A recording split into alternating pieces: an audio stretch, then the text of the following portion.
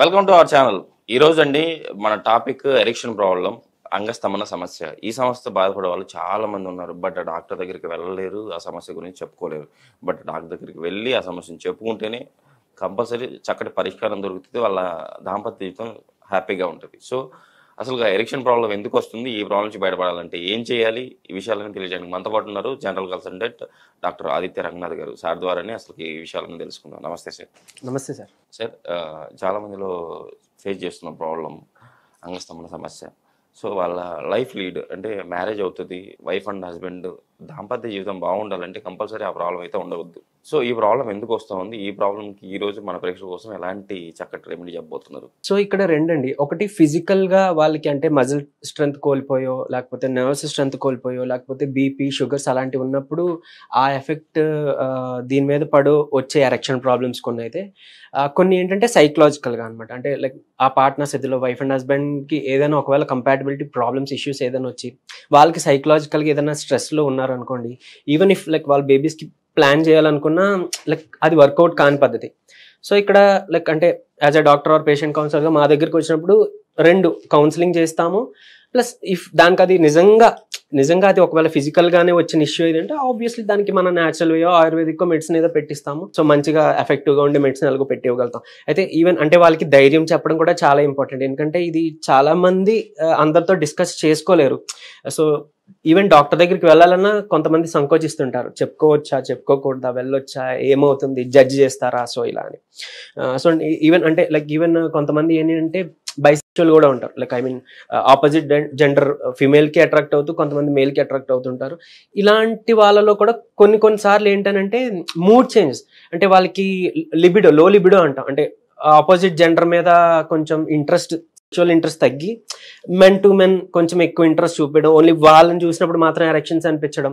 నార్మల్గా ప్రైవేట్గా వాళ్ళు ఏదైనా లైక్ ఐ మీన్ ఉండేటప్పుడు వాళ్ళకి ఎరెక్షన్స్ బాగున్నా, బట్ లైక్ అంటే ఈ సంభోగం జరిగేటప్పుడు ఆ సెక్షువల్ ఇంటర్ కోర్స్ అయ్యేటప్పుడు కొంతమంది ఎరెక్షన్ ఇష్యూస్ ఫేస్ చేస్తుంటారు.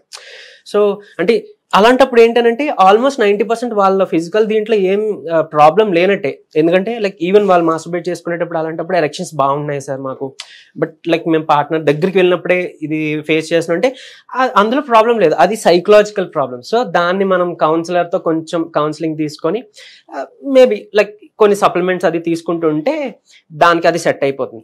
ఇఫ్ నిజంగా ఒకవేళ ఎఫెక్ట్ ఉండింది మజిల్ స్ట్రెంత్ మీద, నర్వ్స్ వీక్ అయినో, like some BP sugar chronic diseases ఉండడం వల్ల మనకు అలా ఇంబ్యాలెన్స్ అయిందనో, లేకపోతే టెస్టోస్టెరాన్ లెవెల్స్ లో అయిపోయి మనకి ఎఫెక్ట్ చూపిస్తుందంటే ఆబ్వియస్లీ అది కరెక్ట్ చేసుకోవడానికి మనకి ఎలాగో ఉన్నాయి ఆప్షన్స్ ఉన్నాయి. సో ఇంకొకటి అంటే మెయిన్ గా ఎక్కువ హస్తప్రయోగం, మాస్టర్బేషన్ అంటే చాలా మందికి తెలీదు, ఇది పెద్ద తప్పు కాదు కదా అని అనుకుంటారు, కానీ ఫ్యూచర్ లో వాళ్ళకి అంటే యూజువల్లీ టీనేజ్ లో అలా ఉండేటప్పుడు కానీ ఆబ్వియస్లీ లైక్ మేబీ 30+ అవ్వచ్చు, ఎవరైనా కానీ ఎక్కువ చేస్తే ఆ ఎఫెక్ట్ ఖచ్చితంగా పెనిస్ మీద పడుతుందండి. ఖచ్చితంగా ఎరెక్టైల్ డిస్ఫంక్షన్, ప్రిమెచ్యూర్ ఎజాకులేషన్, కొంతమందికి ఏంటంటే డ్రీమ్స్ ఐ మీన్ స్లీప్ టైంలోనే లీక్ అయిపోతుంది. సో లీకీ ఎజాకులేషన్, సో ఇలాంటి ఎఫెక్ట్స్ కూడా ఉంటుంటాయి అనమాట. సో ఇంకొకటి యూజువల్లీ మన ఆయుర్వేద దీంట్లో రాసింది అంటే ఈవెన్ ఇంటర్ కోర్స్ ఆ సంభోగానికి కూడా సీజన్ బట్టి ఉంటుంది అనమాట పీరియడ్. సమ్మర్ అయితే 15 days ఒకసారి మాత్రం అలౌడ్, సో వింటర్ అయితే లైక్ వీక్లీ ట్వైస్ అలౌడ్ అనమాట. సో ఇలా కూడా ఉన్నాయి. ఎందుకు చెప్పారు అని అంటే మన బాడీ మీద స్టడీ ఆల్రెడీ మన ఋషులు మునులు చేస్తున్నారు కాబట్టి అలా ఉంటుంది అనమాట. సో అవి మనం తెలుసుకొని పాటించామనుకోండి, even peak level of times కూడా మెన్షన్ చేస్తున్నారు. ఈవినింగ్ 6 to 10 అని, నైట్ 10 వరకు, మార్నింగ్ మళ్ళీ 6 to 10 అని. ఈ టైంలో మన బాడీలో ఈ వాత పిత్త కఫ దోషస్ ఏవైతే ఉన్నాయో అవి బ్యాలెన్స్డ్ గా ఉంటాయని చెప్పి ఆ టైమ్స్ కూడా మనకి లిటరేచర్ లో ఉందన్నమాట. సో ఆబ్వియస్లీ చాలా మందికి తెలియదు. సో ఇవి పాటిస్తే గనక ఓవరాల్ గా వాళ్ళు సక్సెస్ఫుల్ గా వాళ్ళు పాల్గొనగలుగుతారు, బేబీస్ కి ప్లాన్ చేసుకోగలుగుతారు, ఆర్ లైక్ వాళ్ళు దాన్ని ఎంజాయ్ చేయగలుగుతారు అనమాట. అయితే ఇప్పుడు ఎలాగో మనకి సమ్మర్ వచ్చింది, సో వాటర్ మెలన్స్ దొరుకుతాయి. పుచ్చకాయ చాలా మంచి ఇది అనమాట. ఇది వరకు మాట్లాడుకుంటే ఆల్మోస్ట్ లైక్ వైగ్రాలో యూజ్ అయ్యేది రెసిపీ ఉంది వాటర్ మెలన్ తోనే. ఆబ్వియస్లీ ఏం లేదు, వాటర్ మెలన్ స్పినాచ్ పాలకూర కానీ కొంచెం, లేదంటే మునగాకు యాడ్ చేసుకోవచ్చు, కొంచెం ఇలాచి లవంగాలు, ఇవన్నీ కూడా మంచి సెక్షువల్ హెల్త్కి యూజ్ అయ్యే ప్రొడక్ట్స్ అనమాట. ఇవన్నీ కలిపి జ్యూస్, లేదంటే సెలరీ జ్యూస్, వాటర్ మిలన్ ఇవి మిక్స్ చేసుకున్నా, కొంచెం లెమన్ జ్యూస్ చేసుకొని, సో ఇవి మిక్స్ చేసుకున్నా మనకి ఇన్స్టెంట్గా ఎనర్జీ వస్తుంది అనమాట. ఈ ఎరెక్షన్స్కి చాలా హెల్ప్ అవుతుంది. అంటే ఇప్పుడు ఫస్ట్ డేనే మనం జ్యూస్ తాగేస్తే అయిపోతుంది అంటే అవ్వకపోవచ్చు, బట్ మన బాడీలో సిస్టమ్ బిల్డ్ అవుతుంది. వేరేస్ మీరు లైక్ అంటే ఈ వైగ్రా కానీ లేకపోతే ఈ సెల్నాఫిల్కి వెళ్ళినప్పుడు అది హార్ట్ మీద చాలా ఇంపాక్ట్ పడుతుంది.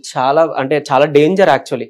చాలా మందికి తెలియకుండా ఎక్కువ విరివిగా యూజ్ చేస్తుంటారు. సో అలాంటి వాళ్ళకి జాగ్రత్త చెప్తున్నారు.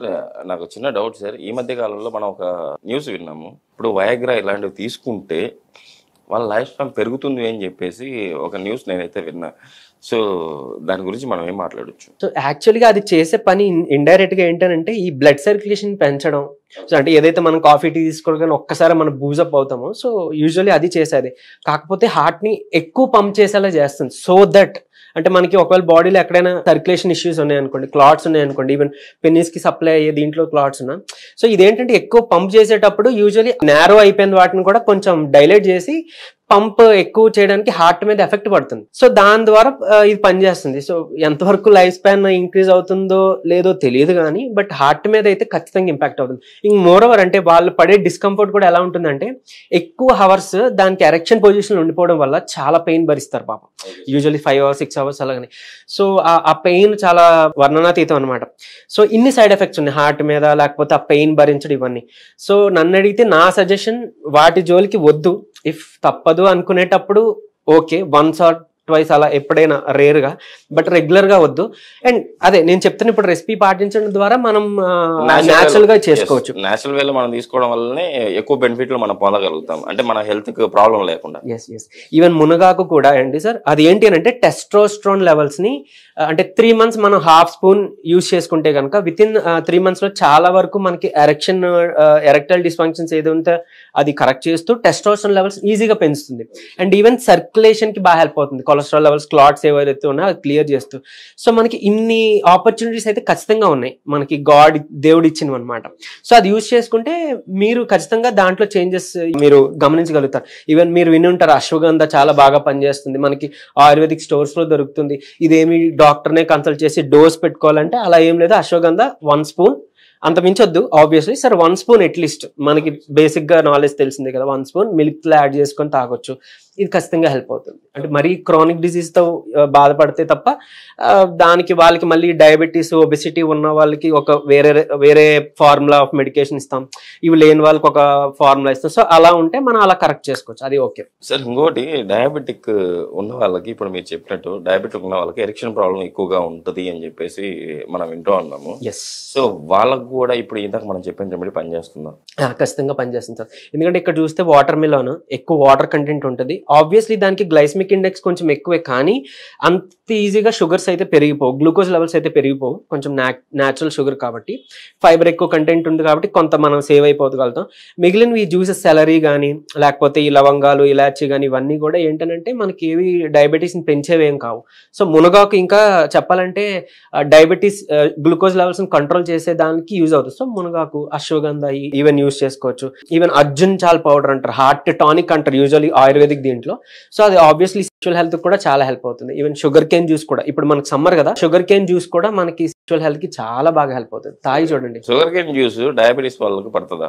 ఈ డయాబెటీస్ పేషెంట్స్ కి షుగర్ కేన్ జ్యూస్ కొంచెం చూసుకునే మోడరేట్ గానే తీసుకోవాలి, ఎక్కువ కాదు. అండ్ ఈవెన్ నార్మల్ పర్సన్స్ అయినా కూడా 1 glass కి మించి ఎక్కువ తీసుకోవద్దు. ఆ 1 glass తీసుకోవడం పర్వాలేదు. షుగర్ పేషెంట్స్ కి అంటారా, ఇఫ్ మామూలుగా మనం అంటే మనకి నోరూరించే, ఆ దాహం కలిగించే ఆ సాఫ్ట్ డ్రింక్స్, ఈ కోలాస్ అవన్నీ కంపేర్ చేసుకుంటే షుగర్ కేన్ జ్యూస్ పర్వాలేదు. ఎందుకంటే అందులో ఒక 200 ml బాటిల్లోనే almost 7 to 8 spoons of sugar add చేస్తారు. సో అంత కాన్సన్ట్రేటెడ్ ఉంటుంది. దాంతో పోల్చుకుంటే ఈ sugar cane juice natural sugar కాబట్టి ఈవెన్ గ్లూకోజ్ లెవెల్స్ పెంచినా కొంత దాంతో బెటరే. సో కాబట్టి ఇది పర్వాలేదు. అందులో వాళ్ళు కూడా రెగ్యులర్ వద్దు, బట్ పర్వాలేదు, మిగిలిన వాళ్ళు రెగ్యులర్ గా తీసుకోవచ్చు. Okay sir. అంటే ఎరెక్షన్ ప్రాబ్లం, అంగస్తమన సమస్య ఉన్న వాళ్ళు ఎలాంటి రెమెడీ పాటిస్తే, మన న్యాచురల్ గా దొరికే రెమెడీ పాటిస్తే వాళ్ళ ఆ సామర్థ్యాన్ని ఎలా పెంచుకోవచ్చో చాలా చక్కగా వివరించారు. అట్ ద సేమ్ టైం ఈ ప్రాబ్లం రావడానికి కారణాలు కూడా చాలా చక్కగా వివరించారు. సో మన ప్రేక్షకులు కూడా దీన్ని గమనించి వాళ్ళు మీరు చెప్పిన రెమెడీ పాటించి వాళ్ళ ప్రాబ్లం నుంచి బయటపడి వాళ్ళ దాంపత్య జీవితాన్ని సుఖంగా చేసుకుంటారని చెప్పి ఆశిద్దాం సార్. ఇంత మంచి రెమెడీ గురించి, ఇంత మంచి విషయాల గురించి మన ప్రేక్షకులకు తెలియజేసినందుకు థ్యాంక్ యూ సార్.